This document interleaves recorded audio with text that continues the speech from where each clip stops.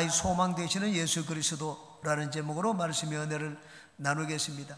가나의 혼인잔치에 포도주가 떨어져서 낭패를 만났을 때 예수님은 물을 포도주로 바꾸어서 그 낭패에서 건져 주셨습니다. 우리도 인생을 살다 보면 공경에 처할 때도 있고 낭패를 만날 때도 있습니다. 그럴 때 우리 곁에 예수님이 계시면 우리는 그 위기에서 건진받을 수가 있습니다. 왜냐하면 예수님은 우리 인생 문제에 대한 해답이 되시기 때문입니다. 절망적인 우리 인생에 대한 예수님은 절대 희망, 절대 소망이 되십니다. 우리가 소망 되시는 예수님을 우리 삶 가운데 모시고 체험하며 살기 위해서는 어떻게 해야 될까요? 세 가지를 말씀드리겠습니다. 첫 번째, 항상 소망적인 생각을 가져야 합니다. 한번 따라 하시기 바랍니다. 소망적인 생각을 가지자. 절망적인 상황에서도 소망적인 생각을 가져야 됩니다. 예수님이 모친 마리아는 초청받아간 잔치집에 포도주가 떨어졌다는 말을 들었을 때 낙담하거나 좌절하지 않았습니다. 야, 지금 이 시간에 어디 가서 포도주를 구하겠느냐? 그렇게 하지 않았습니다. 마리아는 즉시로 예수님을 찾아왔습니다. 그리고는 저들에게 포도주가 없다, 그렇게 말을 했습니다. 왜 그렇게 말을 했습니까? 예수님께 이야기하면 된다고 생각했기 때문입니다. 마리아는 그 절망적인 상황에서도 큰일 났다, 안 된다, 그런 생각을 하지 않았습니다. 왜냐하면 예수님이 곁에 계셨기 때문입니다. 만약에 예수님이 곁에 계시지 않았다면 마리아도 낙담했을 것입니다. 다른 방법이 없었을 것입니다. 우리가 인생을 살다가 여러분 주변에 예수님이 없으면 어떻게 합니까? 예수님을 믿지 않는 사람들은 막 사람을 찾아가지고 도움을 구하고 이 방법 저 방법 찾아가서 문제를 해결하려고 할 것입니다. 그러다 문제를 해결하지 못하면 낙담하고 주저앉고 맙니다. 그런데 내 곁에 예수님이 계시면 어떻습니까? 그럴 때는 낙담할 필요가 없습니다. 예수님이 내 곁에 계시기 때문입니다. 여러분은 예수님을 믿습니까? 예수님이 여러분 안에 계신 것을 믿습니까? 예수님이 어디에 있든지, 여러분이 어디에 있든지 예수님이 여러분 곁에 계신 것을 믿습니까? 예수님이 계시면 문제는 문제가 되지 않습니다. 그 문제가 아무리 크든 작든 문제가 되지 않습니다. 중요한 것은 예수님이 내 곁에 계시느냐 계시지 않느냐, 그것이 문제입니다. 제자들이 배를 타고 가다가 바람과 파도에 배가 전복될 위기에 처했습니다.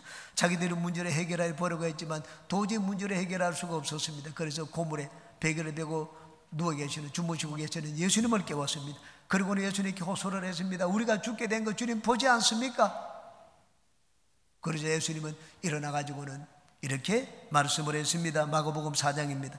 예수께서 깨어 바람을 꾸짖으시며 바다들어 이르시되 잠잠하라 고요하라 하시니 바람이 그치고 아주 잔잔하여 지더라. 제자들은 깜짝 놀랐습니다. 야, 이럴 줄 알았으면 진작 예수님을 깨울 걸, 우리가 이 문제를 붙들고 실험하지 말 걸, 그렇게 생각을 했습니다. 이분이 도대체 누구이기에 바람도 순종하고 바다도 순종하느냐, 그런 말을 했습니다. 여러분 곁에 예수님이 계실 때는 결코 낙담하지 마시고 절망하지 마시기 바랍니다. 마리아는 혼인잔치집에 낭패가 났지만 예수님이 곁에 계신 것을 보고는 조금도 동요하지 않았습니다.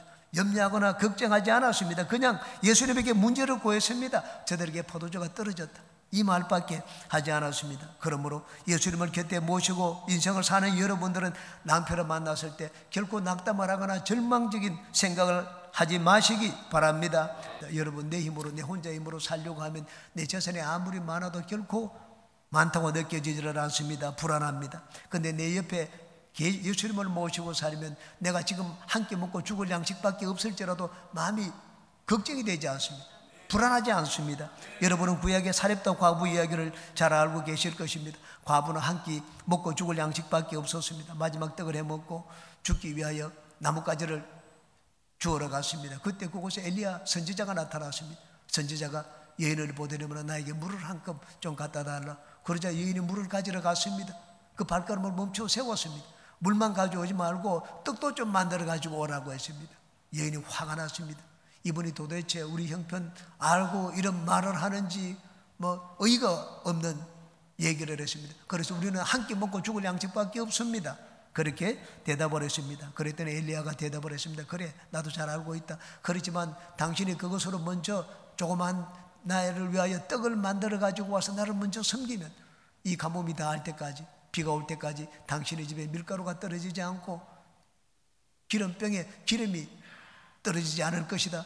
그렇게 주님이 말씀을 하셨다. 그렇게 이야기를 했습니다. 이 말을 듣고 있자 얘는 즉시 가가지고 엘리야가 시키는 대로 순종을 했습니다. 그랬더니 과연 엘리야가 말한 대로 다시 비가 내릴 때까지 그 과부의 가정에 먹을 양식이 떨어지지를 않았습니다. 여러분, 그 과부가 엘리야를 곁에 두었습니다.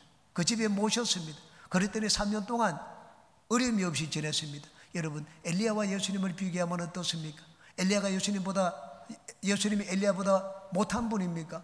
예수님과 엘리야는 비교가 되지를 않습니다. 탁월하게 뛰어난 예수님을 우리가 옆에 모시고 있는데도 우리가 인생의 위기 가운데 예수님께 손을 내밀지 않는다면 그건 참으로 어리석은 인생을 사는 것일 것입니다. 그러므로 예수님을 모시고 있는 여러분들은 항상 소망을 가지시기 바랍니다. 예수님은 우리 인생의 절대 희망입니다. 그러므로 예수님을 믿는 여러분들이 복을 받기 위해서는 무엇보다도 이 생각을 바꿔야 됩니다. 절망적인 생각을 하면 안 됩니다.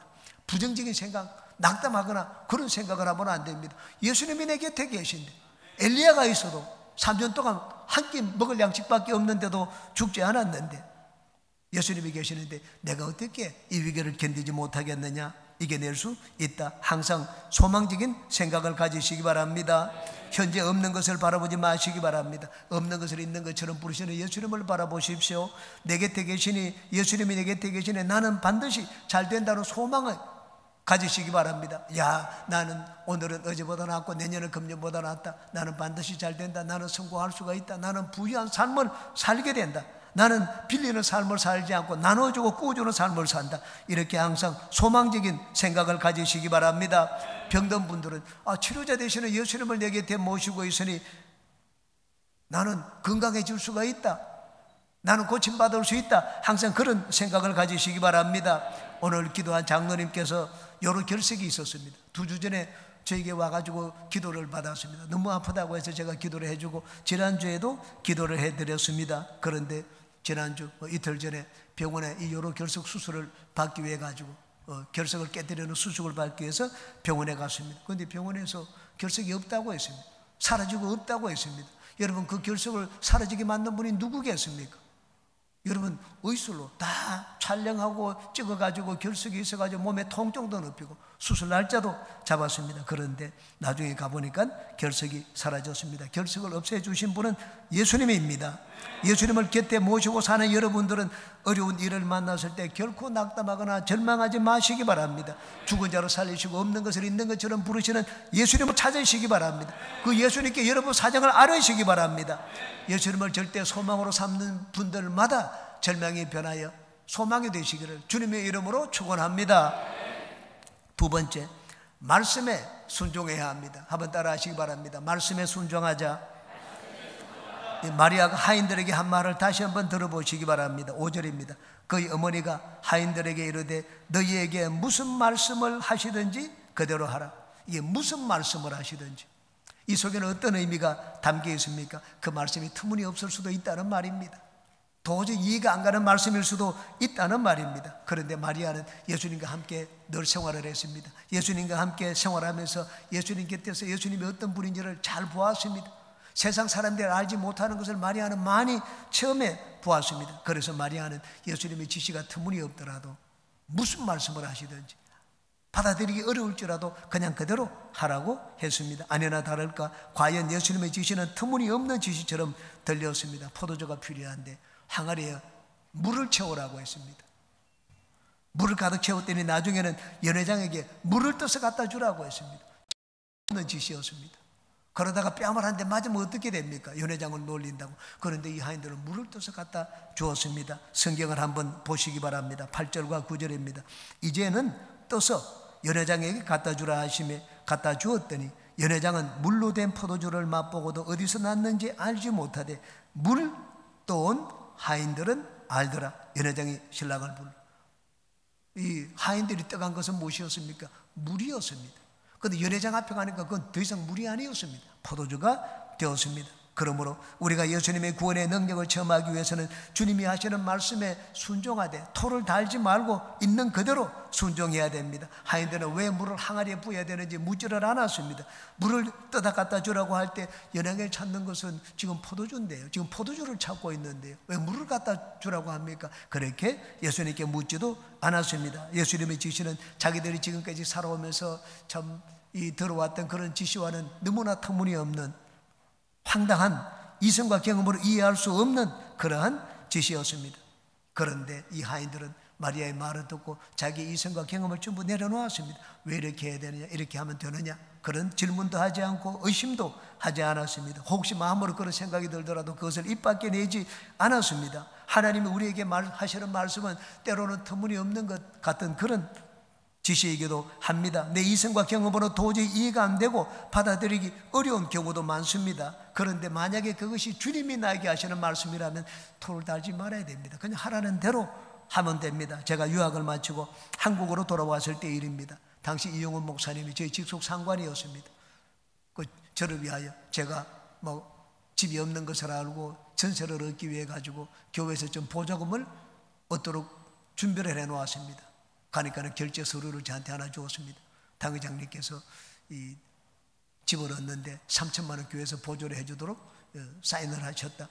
경리국장에게 가서 이것을 보이고 집을 얻도록 하라, 그렇게 말씀을 했습니다. 그래서 그 서류를 가지고 경리국장에게 갔습니다. 경리국장이 서류를 보더니만은 교회가 돈을 빌려줄 수 없다고 했습니다. 아니, 왜 조영기 목사님이 사인을 했는데 왜 안 된다고 합니까? 국장에게는 우리 주택 보조금을 교회에서 보조를 해줘도 기관장에게는 보조해 준 역사가 없다. 그래서 안 된다고 했습니다. 그러면 조영기 목사님 사인한 것은 무엇입니까? 그건 조영기 목사님이 그냥 봤다는 거지 주라는 말이 아니다, 그런 얘기를 하더라고요. 그 말을 듣자 저는 의의가 없었습니다. 그래서 저는 집으로 돌아왔습니다. 분이 머리끝까지 올라왔습니다. 기도했습니다. 기도하면서 하나님께 얘기했습니다. 하나님, 벼락에 있으면 그 경리국장 한번 내리치세요. 그렇게 막 기도하는데, 화가 나서 기도하는데 갑자기 마음속에서 감사하라는 그런 생각이 또 올라왔습니다. 너무 강하게 감사하라. 그래서 저는 여러분, 감사가 안 되는데 감사하려면 시간이 많이 걸립니다. 전 2시간이 넘게 기도했습니다. 감사하기 위해 가지고 막 안 돼가지고 감사하다가 일어서서 감사하다가 방을 빙빙 돌면서 감사하다가 한 2시간 동안 감사를 했습니다. 도저히 할 수 없는 감사를 했습니다. 그런데 며칠이 지난 뒤에 보니까 집을 얻으러 가는데 3천만 원 가지고는 어림도 없었습니다. 6천만 원이 들었습니다. 다시 경리국장에게 갔습니다. 가가지고는 상황이 이렇습니다. 도저히 얻을 수 없다고 했습니다. 그랬더니 경리부장을 부르더라고요. 이 목사님에게 교회가 3천만 원을 빌려주고 은행 융자를 받는데 교회가 보증을 서서 3천만 원 받도록 그렇게 해주라고 했습니다. 그 말을 듣고 처음에는 나는 벼락으로 내리치라고 했는데 한번 안아주고 싶은 그런 생각이 들었습니다. 주님이 말씀을 하실 때는 지금 내 머리로, 지금 내 이성과 경험으로 이해되지 않는 경우가 많이 있습니다. 그때 하나님 말씀에 순종할 때는 내 이성과 판단을 내려놓고 순종해야 됩니다. 하나님의 말씀에 이런 순종을 보이는 여러분들이 되시기를 주님의 이름으로 축원합니다. 그 다음 여기 무슨 말씀을 하시든지 그대로 하라고 했습니다. 그대로 하라는 말은 철저하게 끝까지 순종하라는 말입니다. 하인들은 과연 마리아가 시키는 대로 철저하게 순종을 했습니다. 예수님이 그냥 항아리에 물을 채우라 그 말씀밖에 하지 않았습니다. 그런데 7절을 보십시오. 예수께서 그들에게 이르시되 항아리에 물을 채우라 하신즉 아귀까지 채우니 80% 정도 채우고는 이 정도 하면 안 됩니까? 이런 왜 헛된 일을 합니까? 쓸모없는 일 같은데요. 그렇게 말하지 않았습니다. 예수님이 말씀을 떨어주셨으니 이 다음 지시가 있을 때까지 그들은 그냥 아구에 철철 넘칠 때까지 물을 채웠습니다. 우리가 하나님 앞에 순종할 때는 이러한 순종을 보여야 됩니다. 절반쯤 순종해서는 안 됩니다. 중간쯤 하다가 포기해서도 안 됩니다. 아구까지 채우듯이 철저하게 순종해야 됩니다. 여러분, 구약의 나만 장군이 병 고침 받은 것을 잘 알고 계실 것입니다. 엘리사에게 갔더니만은 요단강에 7번 몸을 잠궜다가 나오라. 그러면 너 피부가 어린아이 같이 될 것이라고 했습니다. 처음에는 막 기가 막혀서 안 들으려고 하다가 부하들의 조언을 듣고 나가서 요단강에 몸을 담그었습니다. 한 번 하고 몸 봤더니 아무 차도가 없었습니다. 2번째 봐도 차도가 없었습니다. 6번째까지 봐도 차도가 없었습니다. 야, 가자. 아무 짝에도 쓸모가 없네요. 나만 장군이 그렇게 하지 않았습니다.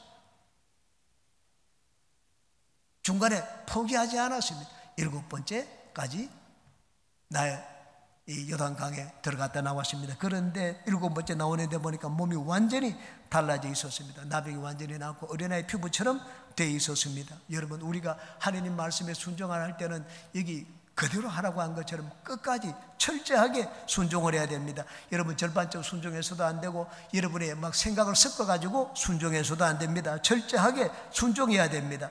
하나님이 여러분에게 여러 가지 통로를 통하여 말씀을 주실 때 토를 달지 말고 철저하게 순종하는 여러분들이 되시기를 주님의 이름으로 축원합니다. 세 번째, 십자가의 예수 그리스도를 바라보아야 합니다. 한번 따라 하시기 바랍니다. 십자가의 예수 그리스도를 바라보자. 포도주가 떨어졌다고 말하는 이 모친 마리아에게 예수님은 이렇게 대답을 했습니다. 4절에 보시기 바랍니다. 예수께서 이르시되 여자여 나와 무슨 상관이 있나이까? 내 때가 아직 이르지 아니하였나이다. 예수님이 이 말씀에는 깊은 의미가 담겨 있습니다. 내 때가 아직 이르지 않았다. 왜 포도주를 주라고 하느냐? 내가 포도주를 나눠줄 때가 아직 안 되었는데. 예수님이 언제 포도주를 나누어 주셨습니까? 마지막 유월절 만찬을 드실 때입니다. 내 때가 언제입니까? 예수님이 십자가를 지실 때입니다. 내가 십자가를 질 때 되면 그때 포도주를 나눠줄 텐데 왜 내 때도 안 되었는데 포도주를 나눠주라고 하느냐? 예수님께서 이렇게 말씀을 했습니다. 농담 아닌 농담이 섞인 답변을 하셨습니다. 예수님이 이 포도주를 나눠주는 것, 예수님의 피를 의미합니다. 이 가정의 문제를 해결하기 위하여 예수님의 피를 가지고 그 가정의 문제를 해결하여 주실 것을 상징적으로 우리에게 보여주신 것입니다. 그러므로 예수님의 보혈은 우리 인생 문제 해답이 됩니다. 이 가정에 포도주가 떨어졌을 때 포도주를 공급하는 문제뿐만 아니라 여러분 내 삶의 문제가 무엇이든지 간에 예수님의 십자가 보혈은 내 인생의 문제를 해결하는 해답이 됩니다. 아멘 하시기 바랍니다. 죄로 인하여 절망 가운데 살아가는 우리 죄사함의 소망을 얻는 길이 예수님의 십자가 매달리신 예수님의 보혈에 있습니다. 죄를 지은 영혼은 죽을 것이라고 했습니다. 피 흘림이 없으면 사함이 없다고 말씀을 했습니다. 우리는 알고 지은 죄 모르고 지은 죄 나 혼자 은밀하게 아는 그런 죄들을 가지고 있습니다. 이 모든 죄를 씻는 길은 예수님의 십자가 보혈을 의지하는 것입니다. 예수님이 저와 여러분의 모든 죄를 짊어지고 십자가에서 우리 죄를 위하여 무수한 심판을 당하셨습니다. 우리 죄를 씻으시기 위해서입니다. 그러므로 누구든지 십자가에 달리신 예수 그리스도를 믿으면 이제는 죄에서 자유함을 얻습니다. 용서를 얻습니다. 죄로 인하여 우리는 이제 2번 심판받지 않습니다. 인간을 죽음으로 이끄는 것은 죄입니다. 그 죽음에서 건진받기 위해서는 죄 문제를 해결해야 됩니다. 예수님이 나의 죄의 문제를 해결하기 위해서 십자가에서 심판을 받고 피를 흘렸습니다. 그러므로 여러분의 죄가 어떤 죄이든지 간에 예수님의 십자가를 바라보고 보혈을 의지하는 분들마다 그 죄사함과 용서와 자유의 은혜를 얻으시기를 주님의 이름으로 축원합니다. 또한 예수님은 거룩과 성령 충만을 주시기 위하여 십자가를 지셨습니다. 십자가는 실패한 장소가 아닙니다. 마귀의 모든 권세를 깨뜨리고 그 모든 권세를 무장 해제시킨 곳이 바로 예수님의 십자가입니다. 그러므로 이제는 마귀는 더 이상 우리에게 해를 가할 그런 권세가 없습니다. 그런 능력이 없습니다. 마귀는 이제 종이 호랑이에 불과합니다. 그 종자들의 귀신들은 연기에 불과합니다. 훅 불면 사라져버리는 연기에 불과합니다. 그러므로 여러분은 예수 이름으로 귀신을 내어 쫓아내시기 바랍니다. 두려움의 귀신, 술과 담배의 귀신, 마약과 음란의 귀신, 도박의 귀신, 게임 중독의 귀신을 예수 이름으로 내쫓으시기 바랍니다. 쫓으면 귀신이 쫓겨납니다. 예수님은 우리의 정과 욕을 십자가에 못 박으시고 이제 성령을 만천하에 풀어놓았습니다. 구약에는 소수의 지도자들만이 성령을 받을 수가 있었습니다. 하나님은 2사람의 지도자에게 성령을 주지 않았습니다. 사울에게 성령을 주셨다가 다윗을 세울 때 사울에게 있던 성령을 거두어 가셨습니다. 하나님이 모세에게 성령을 주시고 그 다음 여호수아를 세울 때 이제 모세를 데려가시고 여호수아에게 성령을 부어주셨습니다. 성막을 지을 때 2 지도자를 세웠습니다. 브살렐과 오홀리압입니다. 그런데 성령을 준 자는 브살렐 한 사람밖에 없습니다. 브살렐이 성령을 받아가지고 모든 것을 다 지시를 했습니다. 구약은 소수의 지도자들에게만 하나님이 성령을 주셨습니다. 그런데 예수님이 십자가에 달리시고 난 다음에는 달라졌습니다. 예수님은 십자가에 달리실 때 그 안에 있는 성령을 온 세상에 풀어놓았습니다. 그러므로 이제는 누구든지 예수님을 믿는 자들은 다 성령을 받도록 은혜를 베풀어 주셨습니다. 그러므로 여러분은 십자가에 달리신 예수 그리스도로 말미암아 성령을 구하고 성령으로 말미암아 성령으로 충만하여 거룩한 삶을 사는 모든 분들이 되시기를 주님의 이름으로 축원합니다. 예수님은 또한 우리에게 병고침을 주시기 위하여 십자가를 지셨습니다. 이사야서 53장 5절은 분명하게 말씀을 합니다. 그가 찔리면 우리의 허물 때문이요 그가 상하면 우리의 징계를 인함이라. 그가 징계를 받음으로 우리가 평화를 누리고 그가 채찍에 맞음으로 우리는 나음을 받았도다고 말씀을 했습니다. 예수님은 우리의 아픔을 아시기 위하여 채찍 맞으셨습니다. 우리의 질병을 완전히 멀리 옮기기 위하여 십자가를 지셨습니다. 예수님은 질병을 미워하셨습니다. 십자가 달려 죽으시기까지 질병을 미워하셨습니다. 그러므로 이 시간 아픈 곳이 있는 분은 나의 고통을 없애기 위하여 십자가에 달리신 예수님을 바라보시기 바랍니다. 그 다음 네 번째, 예수님은 우리에게 부요를 주시기 위하여 십자가에 달리셨습니다. 갈라디아서 3장입니다. 그리스도께서 우리를 위하여 저주를 받은 바 되사 율법의 저주에서 우리를 속량하셨으니 기록된 바 나무에 달린 자마다 저주 아래 있는 자라 하였습니다. 이는 그리스도 안에서 아브라함의 복이 이방인에게 미치게 하고 또 믿음으로 말미암아 약속의 성령을 받게 하려 하심이라고 말씀을 했습니다. 고린도 후서도 말씀을 합니다. 우리 주 예수 그리스도의 은혜를 너희가 알거니와 부유하신 자로서 가난하게 되시면 그의 가난하심으로 말미암아 우리로 하여금 부유하게 하도록 하기 위함이라고 말씀을 했습니다. 그러므로 물질적인 어려움을 겪고 있는 분들은 나를 부유하게 만들기 위해서, 나를 가난의 저주에서 속량하기 위해서 십자가에 매달리신 예수님을 바라보시기 바랍니다. 예수님의 십자가는 우리 인류의 모든 부정적인 것들을 뒤집어 놓은 것입니다. 죄를 뒤집어 놓은 것입니다. 불의를 의로 만들어 놓은 것입니다. 사망의 생명으로 뒤집어 놓은 것입니다. 우리의 가난과 저주를 부여로 뒤집어 놓은 것이 바로 십자가입니다. 하늘과 땅의 모든 권세를 가지신 예수님이 무엇이 부자가 이 땅에 오셨겠습니까? 우리 그것을 빼앗기 위해서 이 땅에 오신 것이 아닙니다. 저주 아래 있는 우리를 속량하고 건지시기 위하여 예수님은 십자가를 지셨습니다. 그러므로 가난과 어려운 가운데 있는 분들은 나에게 부여를 주시기 위해서 십자가를 지신 예수님, 하늘나라를 나에게 주시기 위하여 십자가를 지신 예수님을 바라보시기를 주님의 이름으로 축원합니다. 마지막으로 주님은 또한 우리에게 영생 천국을 주시기 위하여 십자가를 지셨습니다. 예수님은 그 몸을 찢으심으로 하늘 가는 길을 열어놓았습니다.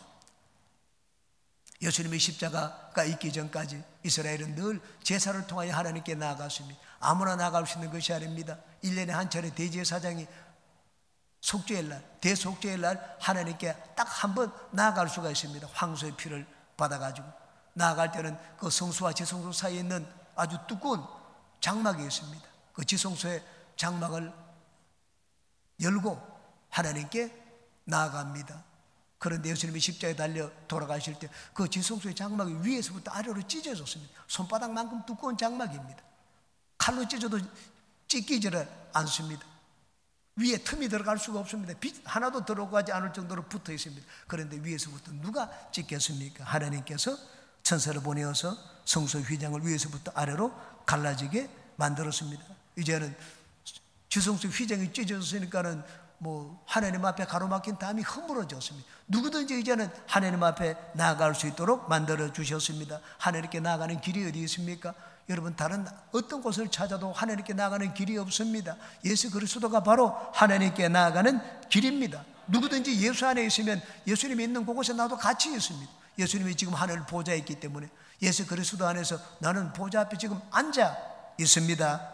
예수 그리스도의 십자가는 인류의 문제 해답입니다. 영어로 십자가를 크로스라고 하고 라틴어로는 크룩스라고 합니다. 크룩스는 해답이라는 뜻입니다. 핵심이라는 뜻입니다. 여러분, 우리 인생 문제의 해답이 어디 있습니까? 아주 핵심이 어디 있습니까? 예수님의 십자가에 있습니다. 여러 가지 문제를 가지신 분들은 십자가에 달리신 예수 그리스도를 바라보시기 바랍니다.